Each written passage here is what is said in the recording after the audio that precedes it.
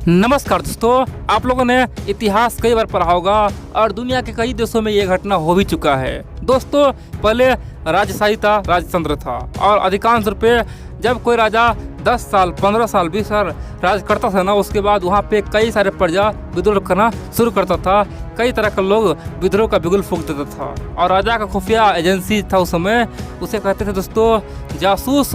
वो पता लगा था कि भैया कौन कौन जगह पे कौन कौन लोग हैं जो राजा का विरोध करता है। और क्या होता था, राजा जी खुशी से तमाम विरोधियों को बुलाता था, उसे भोज के नाते पार्टी देता था।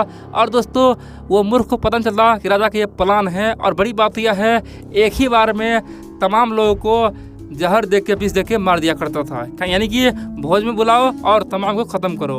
और अगर राजा एक एक को अगर ख़त्म करता तो क्या होता, उसके खिलाफ पूरे देश में विरोध उठता। इसीलिए राजा एक ही बार में तमाम विरोधियों को उठा देता था। दोस्तों, ये पहले का यही कहानी था और अपने दुश्मन को शंका भी नहीं होने देता था कि वो करने क्या वाला है।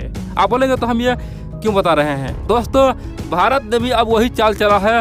बड़ी बात तो यह है, तुर्की, सऊदी अरबिया, चाइना, सबको हमने जहर तो नहीं दिया है, लेकिन उससे कहीं बड़ा धक्का दिया है, उसका औकात दिखा दिया है। उसे घर में बुला के हम लोगों ने पूरा बेइज्जती किया है। और चाइना, तुर्की, पाकिस्तान, सऊदी अरबिया सब माथे पीट रहेगा। दोस्तों, बहुत बड़ी बात है। भारत का ये अब तक का सबसे खतरनाक और सबसे एग्रेसिव, सबसे आग से खेलने वाला कदम है। दोस्तों, इस कदम को जान के पाकिस्तान में हड़कंप मचा हुआ है। पाकिस्तान बोल रहा है कि भैया तुर्की तुम शांत मत रहना, चाइना शांत मत रहना, अब हम लोगों का दाव तुम्हारे हाथ में। दोस्तों, पाकिस्तान यहाँ पे कुछ नहीं कर सकता है, सिवाय पाकिस्तान चाहे तो वहाँ पे आतंकवादी भेज सकता है। आतंकवादी भेजने के लिए किसी का परमिशन नहीं चाहिए, चाहे तो वहाँ पे बम फरवा सकता है। बाकी दोस्तों, पाकिस्तान के हाथ में कुछ भी नहीं है। अब यहाँ पे कई सारे मित्र बोलेंगे भैया आखिर हो क्या गया है, भारत ने क्या कर दिया। दोस्तों, चलिए मैं आपको शुरू से बता रहा हूँ, लेकिन इन सबसे पहले आप लोग को बता दूँ। दोस्तों, आप लोग वीडियो पूरा देखते हैं लेकिन वीडियो को लाइक करना ही भूल जाते हैं। आप लोग से फिर से अनुरोध है, रिक्वेस्ट है, जितना हो सके वीडियो को लाइक करें, चैनल को सब्सक्राइब करें और वीडियो को शेयर भी करें। आप लोग का लाइक, कमेंट और शेयर बहुत ही महत्वपूर्ण होता है। अब जानते आखिरकार हुआ क्या है। दोस्तों, भारत को हर मंच पे हर समय अधिक से अधिक बदनाम कौन करता है, सबसे अधिक कौन देश है जो भारत के पीछे हाथ धो के पड़ा हुआ है। तो यहाँ पे कई सारे मित्र लोग बोलेंगे भैया ये 100% है। पहले तो पाकिस्तान, चाइना है, उसके बाद तुर्की, ये सब मिला हुआ ग्रुप है, भारत को परेशान करता है। अब दोस्तों, बड़ी बात तो यह दोस्तों, भारत 2023 में G20 मीटिंग का समिट करने वाला, भारत में बहुत बड़ा सम्मेलन होगा। दोस्तों, G20 का भारत होस्ट करेगा। कहाँ करेगा? भारत में होगा। अब बड़ी बात यह दोस्तों, G20 में जो भी देश है ना, दुनिया का पावरफुल देश है। यानी कि दुनिया में से 195 से अधिक देश है, लेकिन उसमें से केवल 20 देश जो अपने आप में बहुत ही पावरफुल है। अमेरिका, यूरोप के कई सारे देश, फ्रांस, जर्मनी, रसिया, चाइना, भारत, तुर्की। दोस्तों, दुनिया का जो भी पावरफुल देश है ना 20, उसी को G20 में रखा गया है। और बड़ी बात यह है, उस G20 का मीटिंग कहाँ होगा? भारत में होगा। अब यहाँ पे कई सारे मित्र बोलेंगे भैया भारत में अगर G20 का मीटिंग होगा तो हमने तुर्की को क्या औकात दिखाया।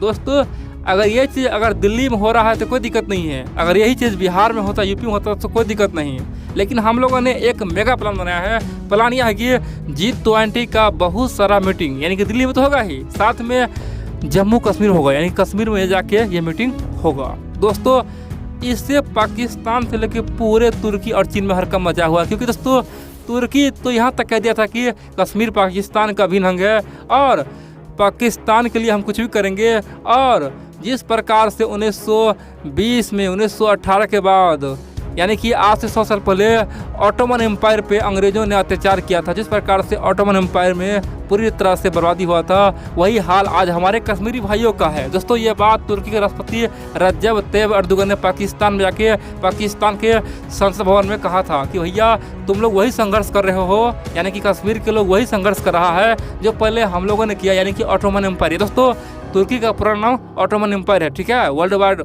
1 के बाद ऑटोमन एम्पायर को तोड़ दिया गया। बहुत बड़ा साम्राज्य हुआ करता था, ब्रिटेन, यूरोप ने मिलकर उसे तोड़ के तहस नहस कर दिया, फिर उससे तुर्की निकला। तो बोल रहा कि भैया तुम्हारा संघर्ष हम जानते हैं, तुम्हें आज़ाद करवाएंगे, पाकिस्तान में बुलाएंगे। दोस्तों, ये बात कौन बोला था? रज्जब तैयब अर्दोगन बोला था। और बड़ी बात यह दोस्तों, यहाँ तक उन्होंने यूएन में ये मुद्दा कई बार भी उठाया। लेकिन दोस्तों, अब उसी रज्जब तैयब अर्दोगन को G20 मीटिंग में आना है और कश्मीर में जाके भारत के समर्थन में बयान देना है। बड़ी बात यह दोस्तों, इसी को बोलते हैं मौके पर चौका मारना, यानी कि घर में बुला के खुलेआम बेइज्जती कर देना। अब यहाँ पे कई सारे मित्र बोलेंगे भैया चलो तुर्की का तो हम लोगों ने ठिकाना लगा दिया, क्या यहाँ पे पाकिस्तान आएगा? दोस्तों G20 देश में भिखारी और देश का कोई अलाउ नहीं है, ठीक है। पाकिस्तान तो आज पूरी तरह से भिखारिस्तान बन चुका है।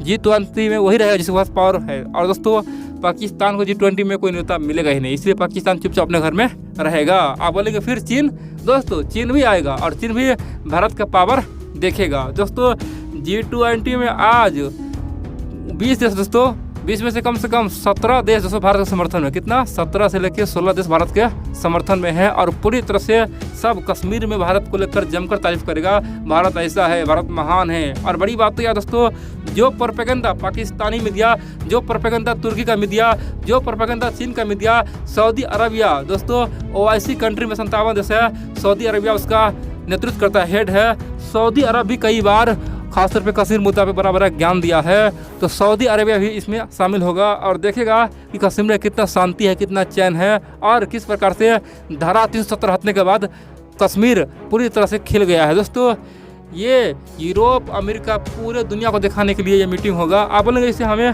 फ़ायदा क्या होगा हमारे देश को? देखिए दोस्तों, आज तक आपने देखा होगा भारत का मीडिया हो या फिर यूरोप का मीडिया हो, पश्चिमी देश का मीडिया हो, कश्मीर मुद्दे पर दोस्तों जब भी रिपोर्ट छपता है निगेटिव ही छपता है। आतंकवादियों ने हमला किया, ऐसा हुआ, वैसा हुआ। दोस्तों इस तरह का निगेटिव इमेज बन चुका है कि दुनिया कहता है भैया कश्मीर तो अच्छा जगह है ही, कश्मीर जन्नत है, लेकिन यहाँ मत जाओ, जाओगे तो मर के आओगे। दोस्तों ऐसा माहौल बना हुआ है और इसीलिए दुनिया का कोई भी टूरिस्ट कश्मीर जाना पसंद नहीं करता है। दुनिया तो छोड़ दीजिए, तो भारत में भी लोग कश्मीर जाने से डरता है। ये हाल हो चुका है क्योंकि वहाँ पे आतंकवादी लोग धर्म पूछ के मारता है, जो हिंदू है उसे टपका दिया और जो खासतौर पे कोई और धर्म का है उसे बचा दिया। दोस्तों ये बात हो रहा है वहाँ पे, इसीलिए भारत ये इमेज तोड़ेगा, दुनिया को बोलेगा डरो मत।